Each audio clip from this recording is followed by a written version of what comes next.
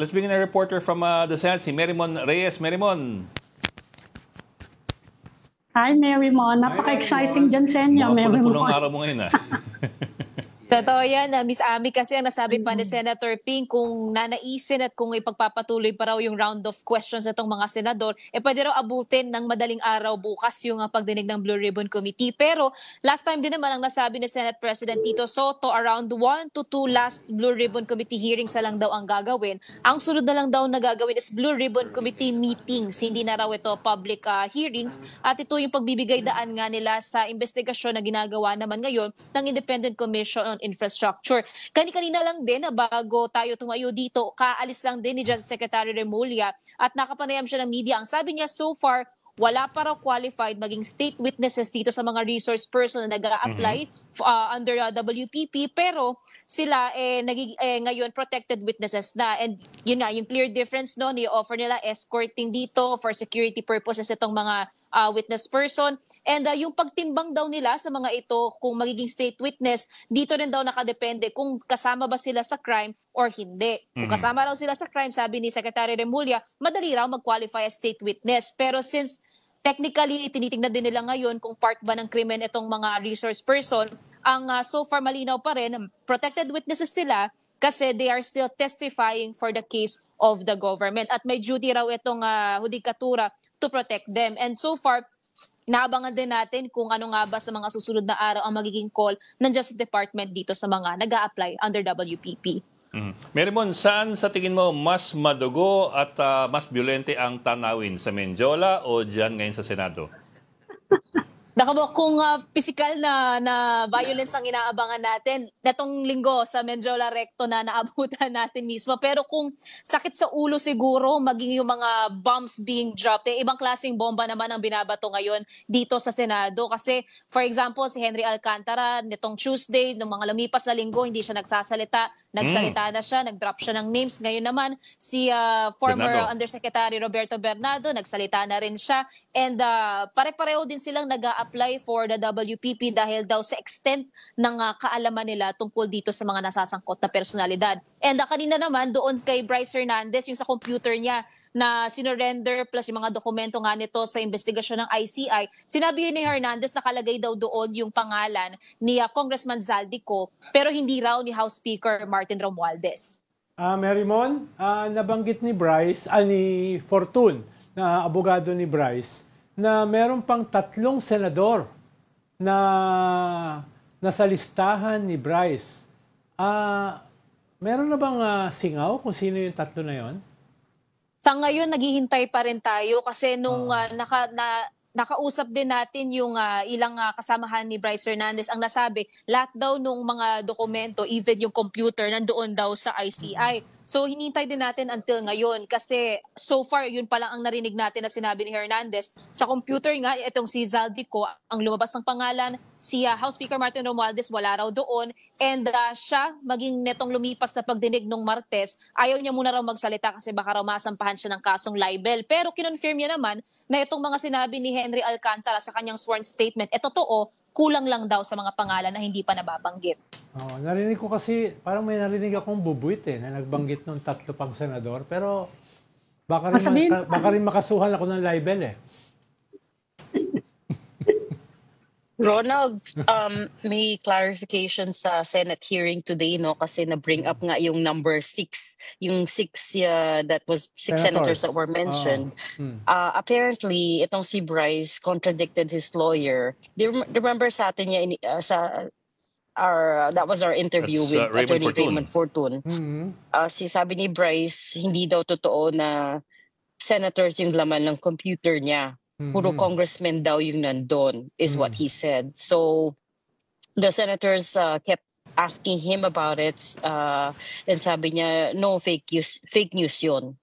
So, now we don't know who to believe. Kasi when Attorney Fortune appeared on our show, malinaw naman siya. Sabi niya, may at least clear. 6, diba? Yes. Hindi niya sinabing there are some senators. He gave a number. 6. He actually gave a number. Siya nag-volunteer nun. And he said, ito yung bilang mga incumbent, ito yung bilang mga former. Siya nag-volunteer nun. Hindi siya binuli ni Reg. Hindi siya binuli ni Reg yung sinabi niya yun. Walang ganon. Si Ed yung nag-bully sa kanya. I asked very, I asked very sedately nga eh. So now we don't know ano nangyari. And Bryce Hernandez at today's hearing just kept saying, no, na-misunderstand niya or may miscommunication or what not. I wonder how you misunderstand that. Parang mahirap ma-misunderstood. I misread that. Meron bang reaction from Senator Villanueva? Kasi may mga nagtatanggol sa kanya dyan, ha? At saka ang takbo nakakatawa din yung takbo ng question, ano?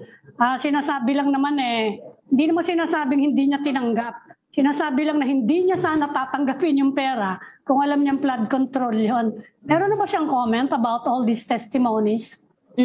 Ma'am Ami, ang sinabi pa lang ni Senator Joel Villanueva yung sa kanyang naging manifestation nitong isang araw na ito na raw mismo si Alcantara ang nagsabi na hindi alam ni Senator Joel na kinuha sa flood control project yung pondo na binigay sa kanya. Originally daw kasi ang request nga is multipurpose building amounting to 1.5 billion pesos. Pero ganito yung nangyari. Ang reaksyon na pinaka-fresh na nakuha natin na kani-kanina lang mula dito naman kay Senator J.V. Ejercito na sinabi niya kailangan pa raw busisiin itong mga testimonya na nilalabas ngayon kasi nakikita niya yung mga budget insertions daw parang sa BICAM daw yan lumabas, sa kamera raw yan lumabas. So maaaring nagiging diversionary tactics na naman ang ginagawa dito para busisiin daw muna yung mga senador habang natatakpan daw yung totoong krimen. Yan ang sabi ni Senator JV kanina.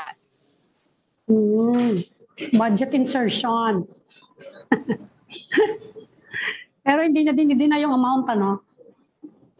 Hindi Ma'am Ami, hindi even bukod dyan, isa rin sa inaabangan lang din natin kung magkakaroon na ba ng inhibition itong si Senator Jinggoy na sa mga lumipas na linggo, very active siya at sinasabi niya rin sa plenaryo na hindi raw siya mapipigilan itong mga paratang na binabato sa kanya. Pero so far nitong ikalimang pagdinig at ngayon, absent si Senator Jinggoy. Senator Joel Villanueva on the other hand, plus si Senator Jinggoy, nagpakita naman sa session in the afternoon. Pero we'll see. Ang sabi naman ni Senator Ping dyan, personal decision ng mga ito kung mag-i-inhibit sila either out of delikadesa or other reasons. Pero hanggat wala pang ganong inhibition na nangyayari, hindi naman daw maaaring pigilan ng mga senador o ng komite ang participation itong dalawang senador na nasasangkot.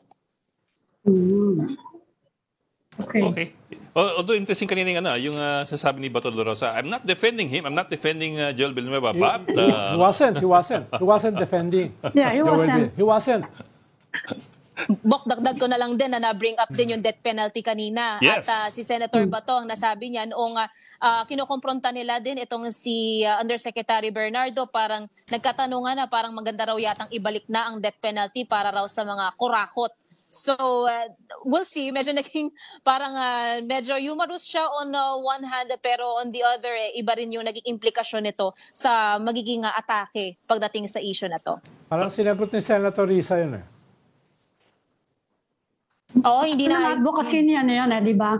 Si Bato de la Rosa, matagal ng advocacy niya yung death penalty.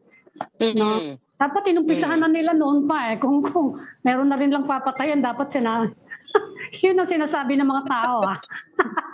Parang hindi naman kinailangan nila Senator Bato yun nung nangyari yung talk. Dami naman pinatay nung nakaraan na sana inunan na yung mga yan. Natanong pa nga kanina si Senator Bato, parang si Senator Ping yata yun na kung papipiliin daw si Senator Bato, ano lang gusto niya, parang habang buhay daw na nakakulong o death penalty. Pero parang nasabi ni Senator Bato yung sa bilibid na lang yata, sa Muntinlupa. Oo, yun ang pinaka naging sinabi naman ni Senator Bato. Kasi makanegosyo pa rin siya sa Muntinlupa. Marimon, bakit wala si Senator Ping Lacson? Sorry? Si Senator Ping Lacson, nasaan? Bakit si Erwin Tulfo ang nag-chair? Actually, Bok, titignan din natin sa ngayon kasi so far wala naman tayo pang naririnig na parang malaki-laking pagkaka-alerto dito sa labas ni Senator Ping Lacson. Pero tulad din last time nung kalagitnaan din ng pagdinig, parang nagpalit lang muna sila. Tapos bumalik din naman si Senator Ping. So titignan natin kung anong rason ni Sen Ping sa pag-alis niya muna. Mga hanggang ano oras kaya to, Marymon? Ma'am Ami, ang nasa lahat Ang nasabi nga ni Senping, kung gugustuhin pang araw, pwedeng abutin to ng madaling araw bukas. So, titignan natin kung matatapos to. Last time kasi, 5 o'clock in the afternoon natapos yung pagdinig. Pero alas 5 na ngayon, tuloy-tuloy pa rin ang Blue Ribbon. So, baka mag-extend pa sila. Tingnan natin kung aabutin to ng madaling araw bukas. Okay. Kasi marami-rami ang denial na yan eh. Okay, yan po ating Mojo, si Merrimon Reyes, saksi sa mga duguan sa Mendiola, saksi ulit ngayon sa mga duguan sa Senado. Mas madugo. Kaya pulang-pula si Ami, pulang-pula, nakikiisa sa bloodbath sa Senado.